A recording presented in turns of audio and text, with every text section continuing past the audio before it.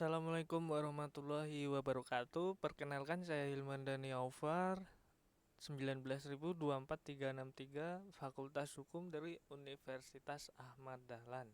Di sini terkait dengan tugas hukum perniagaan internasional yaitu tentang penyelesaian sengketa impor produk hortikultura hewan dan produk hewan antara New Zealand dengan Indonesia. Kita kepada perdagangan internasional, yaitu kegiatan jual beli barang dan jasa yang dilakukan antar negara melibatkan ekspor dan impor serta bertujuan untuk memenuhi kebutuhan dan mencapai keuntungan bagi kedua belah pihak yang terlibat, bisa perorangan dengan perorangan maupun antar kelompok atau organisasi dan sebaliknya. Perdagangan internasional atau juga disebut perdagangan luar negeri adalah aktivitas ekonomi yang melibatkan transaksi jual beli barang dan jasa melintasi batas-batas negara. Tujuan utama dari perdagangan internasional adalah untuk memenuhi kebutuhan masyarakat suatu negara yang mungkin tidak dapat dipenuhi oleh produksi dalam negeri, serta untuk mencapai keuntungan ekonomi bagi negara-negara yang terlibat. Selanjutnya kepada latar belakang. Adapun yang menjadi tujuan dari proses interaksi ini pada umumnya adalah agar masing-masing negara memiliki kesempatan untuk memenuhi kebutuhan dalam negeri bagi negaranya.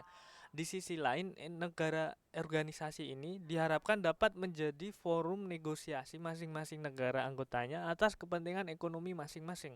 Peran lainnya yang dimiliki oleh WTO adalah sebagai forum penyelesaian sengketa yang berdasarkan atas hukum bagi negara-negara anggotanya.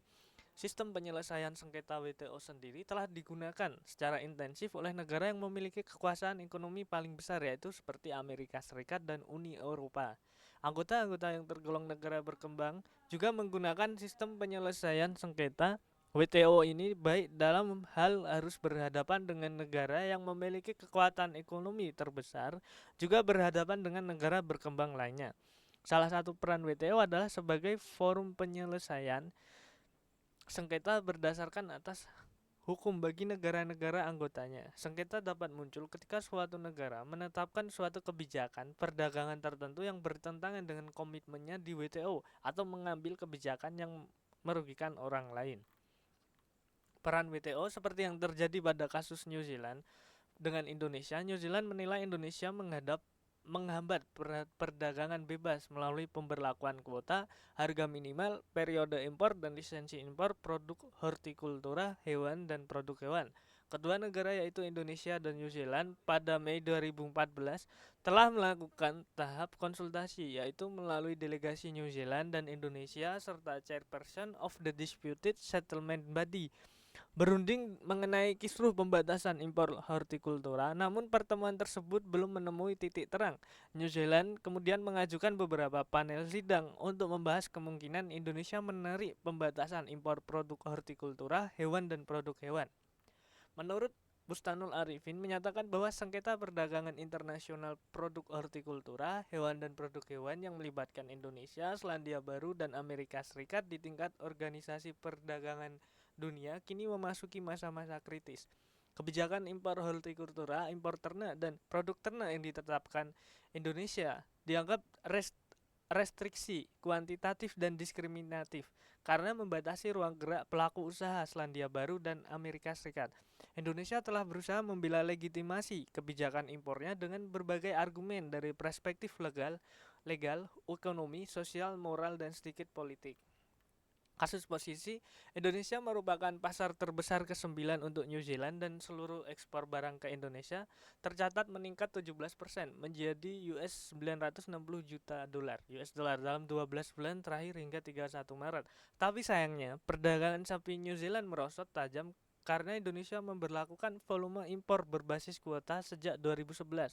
Pada 2011, karena larangan tersebut, ekspor sapi dan daging dari Selandia Baru merosot menjadi hanya 10.000 ton dan sekitar 48.000 ton dan pada tahun sebelumnya.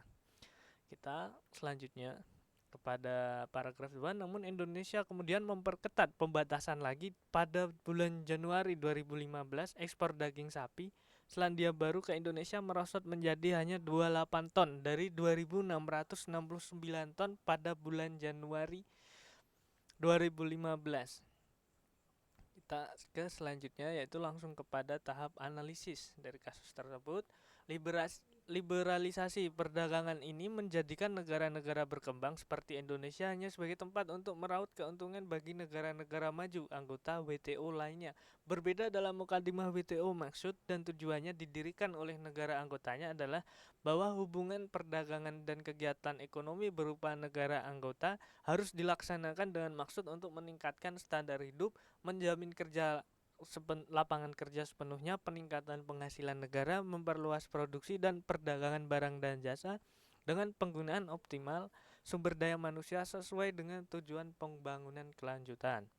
Kita masuk kepada paragraf yang terakhir, analisis. Berdasarkan ketentuan WTO yang disebut Special and Differential Treatment SND, yaitu hak-hak khusus dan keistimewaan yang diberikan WTO kepada negara berkembang dan tidak diberikan kepada negara maju. Dimuatnya SND ini dimaksudkan untuk memfasilitasi proses integrasi negara berkembang ke dalam sistem perdagangan multilateral dan untuk membantu negara berkembang mengatasi kesulitan dalam mengimplementasikan perjanjian-perjanjian WTO.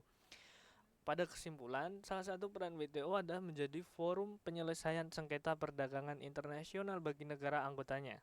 Sengketa perdagangan internasional dapat muncul ketika suatu negara menetapkan suatu kebijakan perdagangan tertentu yang bertentangan dengan prinsip dan ketentuan WTO atau menerapkan kebijakan perdagangan yang merugikan negara lain.